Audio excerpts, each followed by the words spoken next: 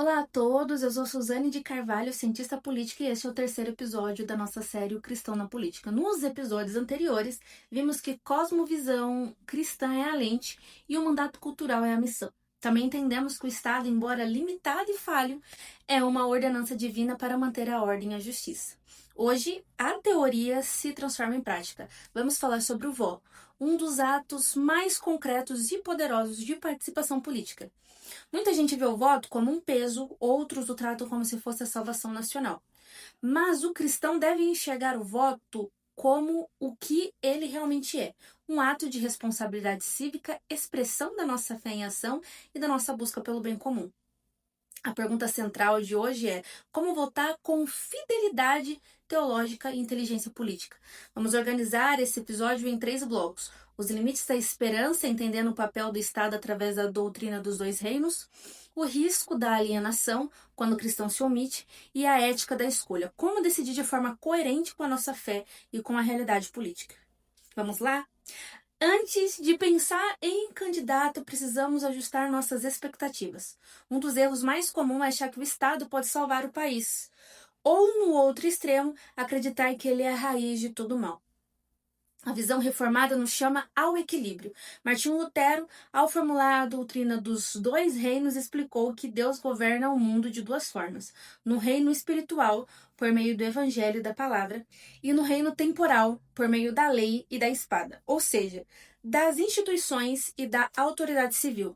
Isso significa que o reino de Deus não avança pela política, mas pela pregação do evangelho e pela transformação do coração humano. O papel do Estado é outro: garantir ordem, justiça e liberdade para que a igreja e a sociedade possam florescer. Como cientista política, eu costumo dizer que essa doutrina é um freio de esperança exagerada. Ela nos protege de 2 extremos perigosos: politizar a igreja transformando o púlpito em palanque, e 2, idolatrar o Estado, esperando dele o que só o reino de Deus pode realizar. O voto, portanto, não é um ato de salvação nacional, mas de administração de justiça comum. É buscar o melhor possível no mundo caído, sem confundir a urna com o altar.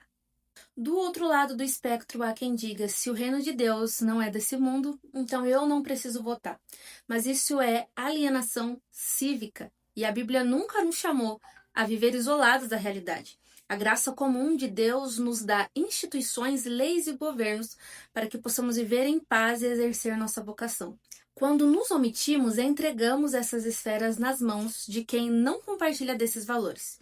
O voto é um instrumento institucional mais acessível para exercer a nossa soberania delegada. É o modo como participamos de forma responsável do bem coletivo.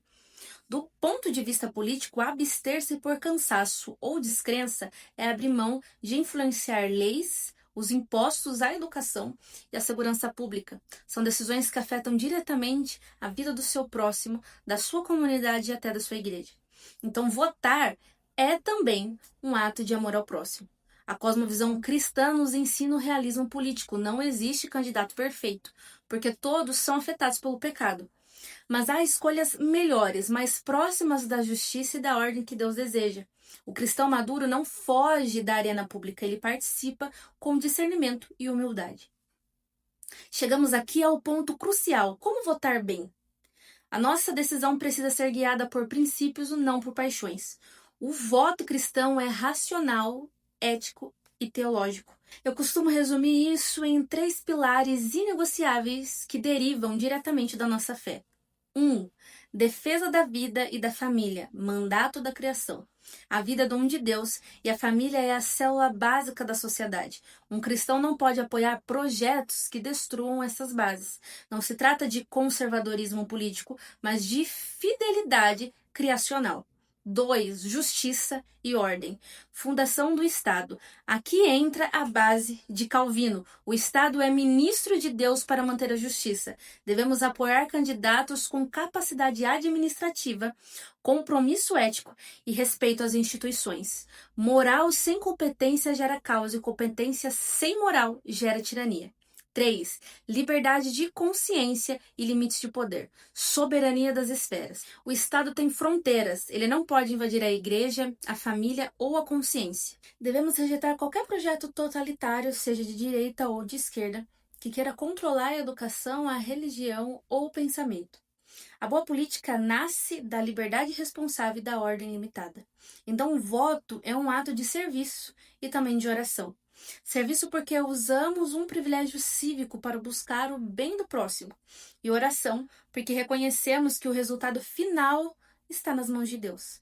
Não votamos movidos pelo medo, mas pela fé informada. Não elegemos salvadores, mas administradores da ordem civil. O cristão vota com esperança, mas também com realismo. Ele entende que o Estado é importante, mas não é o redentor. No próximo episódio, vamos abordar um tema que mexe com a sociedade contemporânea: justiça social e o cristão, além dos extremos ideológicos. Vamos falar sobre pobreza, equidade e ativismo sem cair nas armadilhas da polarização. Se você valoriza essa integração entre ciência política, fé e consciência cristã, curta esse vídeo, se inscreva no canal e compartilhe. Nos vemos no próximo episódio com o olhar no alto e os pés firmes na realidade.